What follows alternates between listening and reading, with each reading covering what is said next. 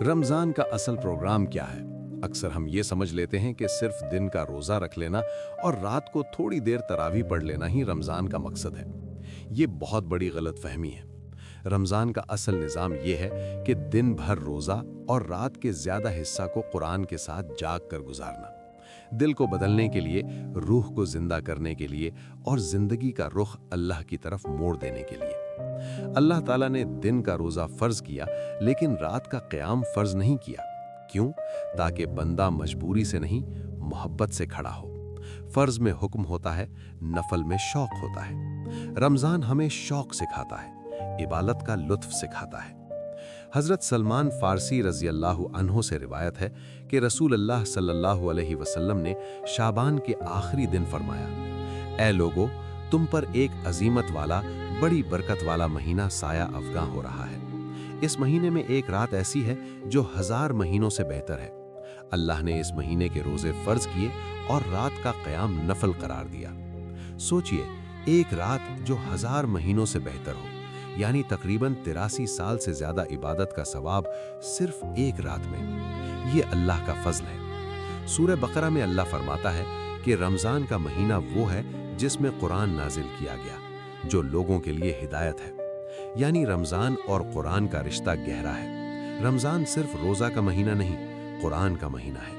اگر روزہ ہے مگر قرآن نہیں تو نظام ادھورا ہے۔ سورہ مزمل میں حکم آیا کہ اے کمبل اوڑھنے والے، رات کو کھڑے رہا کرو مگر تھوڑا سا حصہ چھوڑ کر، اور قرآن کو ٹھہر ٹھہر کر پڑھو۔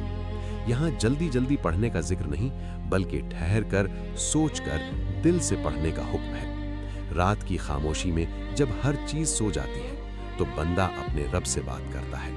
اسی لیے قیام کا اصل مزہ رات میں ہے۔ حدیث میں آیا کہ جو شخص رمضان کے روزے ایمان اور ثواب کی نیت سے رکھے، اس کے پچھلے گناہ معاف کر دیے جاتے ہیں، اور جو رمضان میں قیام کرے ایمان اور احتساب کے ساتھ، اس کے بھی پچھلے گناہ معاف کر دیے جاتے ہیں۔ یہاں دو چیزیں ساتھ ساتھ ہیں، روزہ اور قیام، دونوں مل کر گناہوں کی معافی کا ذریعہ بنتے ہیں۔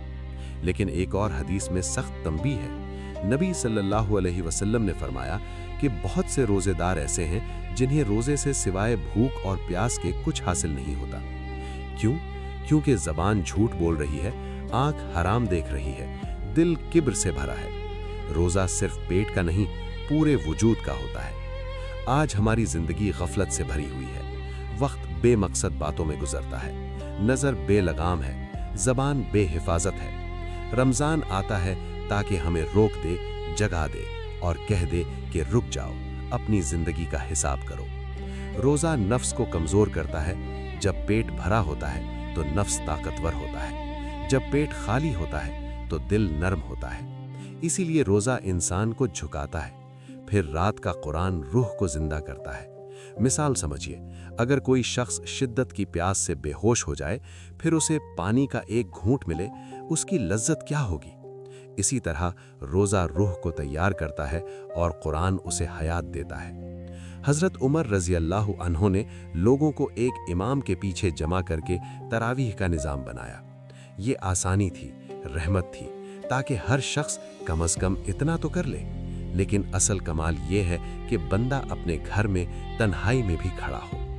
نبی کے بارے میں آتا ہے کہ جب آخری عشرہ آتا تو آپ اپنی کمر کس لیتے، رات کو زندہ کر دیتے اور اپنے گھر والوں کو بھی جگاتے۔ اب سوال یہ ہے کہ ہم اپنے لیے کیا نظام بنائیں؟ پہلا قدم، نیت کی اصلاح۔ روزہ صرف عادت نہ ہو، عبادت ہو۔ ہر سحری پر نیت تازہ کریں کہ میں اللہ کے حکم پر روزہ رکھ رہا ہوں۔ دوسرا قدم، قرآن کا وقت مقرر کریں۔ روزانہ تھوڑا ہی صحیح مگر ٹھہر کر پڑھیں، صرف تلاوت نہیں، سمجھنے کی کوشش بھی کریں۔ تیسرا قدم، زبان کی حفاظت، جھوٹ، غیبت، فضول گفتگو سے پرہیز۔ چوتھا قدم، دعا۔ اللہ فرماتا ہے کہ میں قریب ہوں، میں پکارنے والے کی پکار سنتا ہوں۔ رمضان دعا کا مہینہ ہے۔ افطار کے وقت کی دعا رد نہیں ہوتی، رات کے آخری حصے کی دعا مقبول ہوتی ہے۔ دل سے مانگے۔ پانچواں قدم، صدقہ اور خدمت۔ نبی صلی اللہ علیہ وسلم رمضان میں سب سے زیادہ سخاوت کرتے تھے۔ رمضان صرف اپنی اصلاح کا نہیں، دوسروں کا بوجھ ہلکا کرنے کا بھی مہینہ ہے۔ شکر کے 3 مراحل ہیں: دل سے احساس، زبان سے حمد اور عمل سے اطاعت۔